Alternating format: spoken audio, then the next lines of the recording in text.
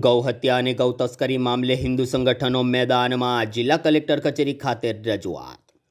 વડોદરાની જિલ્લા કલેક્ટર કચેરી ખાતે આજે વિશ્વ હિન્દુ પરિષદ બજરંગ દળના સહયોગથી ગૌ રક્ષક રાષ્ટ્ર રક્ષા ગૌમાતાની હત્યા સંદર્ભે જિલ્લા કલેક્ટરને આવેદનપત્ર પાઠવી રજૂઆત કરવામાં આવી છે. વડોદરાની જિલ્લા કલેક્ટર કચેરી ખાતે આજે વિશ્વ હિન્દુ પરિષદ બજરંગ દળના સહયોગથી ગાય માતાની જે હત્યા થઈ રહી છે તેના ભાગરૂપે જિલ્લા કલેક્ટર કચેરી ખાતે રજૂઆત કરવામાં આવી છે. સાથે જ ભારત એક કૃષિ પ્રધાન દેશ છે અને ગૌમાતા તેમની આત્મા છે. તો ગૌરક્ષણ અને ગૌ સંરક્ષણ માત્ર ધાર્મિક આસ્થાનો વિષય નથી, પરંતુ દેશની સામાજિક, આર્થિક, આધ્યાત્મિક પ્રગતિ તેમજ સમગ્ર રાષ્ટ્રપતિની સમૃદ્ધિ અને અસ્તિત્વ આવશ્યકનો ભાગ બની ગઈ છે. ત્યારે વિશ્વ હિન્દુ પરિષદ ગૌરક્ષક વિભાગ વડોદરા ક્ષેત્રે રાજ્યમાં વસતી જતી ગૌ હત્યા અને તસ્કરી જેવી ઘટનાઓની ચિંતા વ્યક્ત કરવામાં આવી છે. તેમજ બકરી ઈદના મોકા પર માંગ કરવામાં આવી છે કે રાજ્ય સરકાર તેમજ પોલીસ પ્રશાસન આ ઘટનાઓની વિરોધમાં કાર્યવાહી કરે તેવી માંગણી કરવામાં આવી હતી.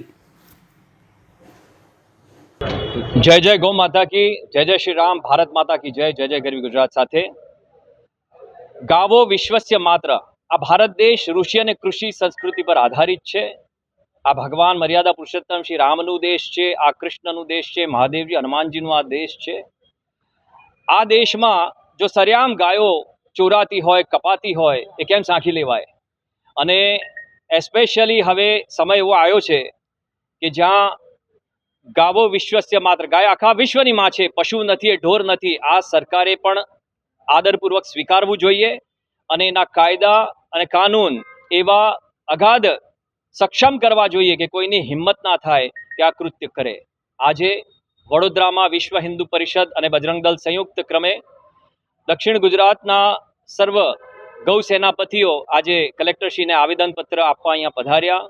અમે નમ્રતાપૂર્વક આવેદનપત્ર આપ્યું અને વિનંતી કરી છે કે આપણા દેશમાં, કારણ કે આ ભારત છે, પાકિસ્તાન નથી, આ બધા જાણે છે, સ્વીકારવું જોઈએ.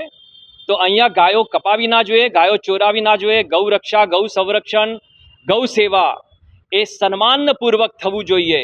તો આજે અમે સર્વ અહીંયા ગૌ સેવકો અહીંયા હાજર થયા છે અને આવેદન આપ્યું છે.